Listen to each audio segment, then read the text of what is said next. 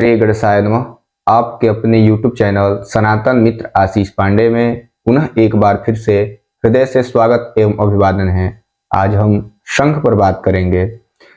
पौराणिक समय से ही सनातन धर्म में शंख को विशेष स्थान प्रदान किया गया है। भगवान श्री कृष्ण जिस शंख को धारण करते थे उस शंख का नाम पांचजन्य शंख था। यहीं भीष्म पितामह जिस शंख को रखते थे उस शंख का नाम पौंड्र था।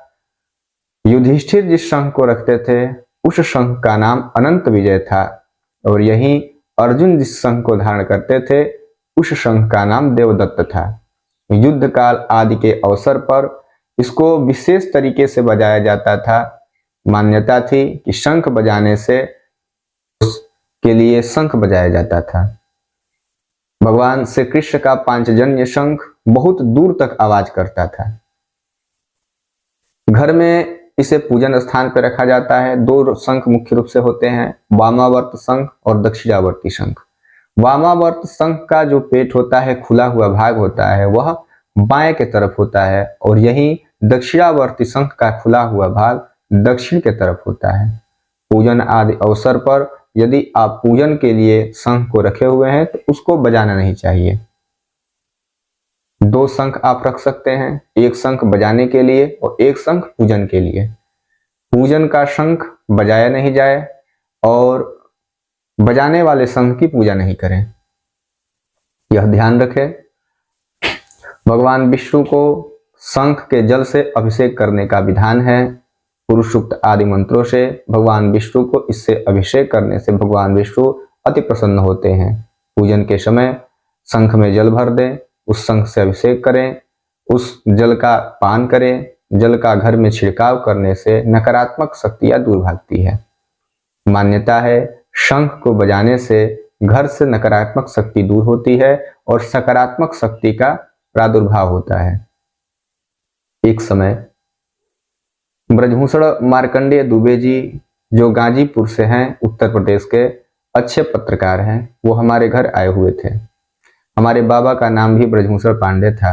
हमारे बाबा पूर्व राष्ट्रपति वीवी गिरी एवं जाकिर हुसैन से ज्योतिष विद्या के अच्छे विद्वान होने के कारण राष्ट्रपति पुरस्कार से पुरस्कृत हुए थे। तो इनके बारे में वो सुने हुए थे। उनके साथ में पूर्व जज मोतीलाल बोरा के विधि सलाहकार श्री चंद्रभूषण पांडे जी भी आए हुए थे। तो दुबे जी ने हमारे बाबा का कोई स्मृति शेष देखने की इच्छा जताई। हमने उनको अपने बाबा का शंख दिखाया। वह शंख कामधेनु शंख नाम से जानी जाती है।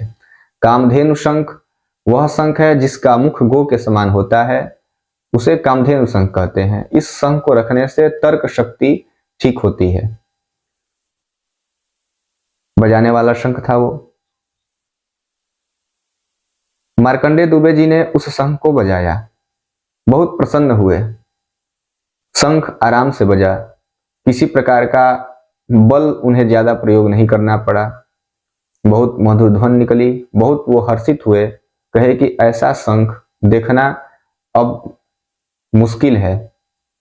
आधुनिक समय में कृत्रिम शंख बनाए जाते हैं, इसकी वह चिंता जताई। असली शंख की पहचान यह है, यदि आप उसे कान में लगाते हैं तो उससे मधुर ध्वनि निकलती हुई आपको सुनाई देगी।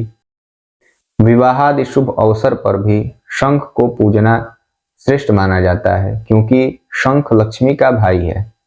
यही विष्णु स्वरूप में वर का पूजन व लक्ष्मी स्वरूप में कन्या का पूजन मंडप में होता है। उस समय पाणिग्रहण संस्कार जब कराया जाता है तो लक्ष्मी के हाथ के ऊपर, कन्या के हाथ के ऊपर शंख रखा जाता है। शंख का गिरने का जो अर्घा होता है जल, उसका दिशा उत्तर का होता है। लड़की का भाई उस शंख में जल डालते हैं, जिसे पाणिग्रहण संस्कार कहते हैं। यह कहीं कहीं भिन्नता पाया जाता है। हम एक बार प्रयागराज गए हुए थे शादी कराने, वहां पर हमने आटे की लोई देखी। आटे की लोई भी कहीं कहीं परंपरा है, आटे की लोई हाथ पर रखने की कन्या की। तो शंख पुरातन काल से ही विशेष स्थान रखता है। 3 प्रकार के प्राणायाम कहे गए हैं, पूरक, रेचक और कुंभक। पूरक प्राणायाम, जब हम सांस को अंदर खींचते हैं तो उस प्रक्रिया को पूरक प्राणायाम कहा जाता है। यहीं जब सांस को हम खींच करके रोकते हैं उस प्रक्रिया को कुंभक प्राणायाम कहा जाता है। और जब सांस को हम निकालते हैं उस प्रक्रिया को रेचक प्राणायाम कहा जाता है। यह तीनों प्राणायाम शंख बजाने मात्र से हो जाता है। शंख बजाने से आंतरिक व्यायाम होता है। इसे रात्रि के समय न बजाएं, क्योंकि रात्रि के समय देवता शयन करते हैं। तब तक के लिए धन्यवाद। फिर मिलेंगे अगले वीडियो में।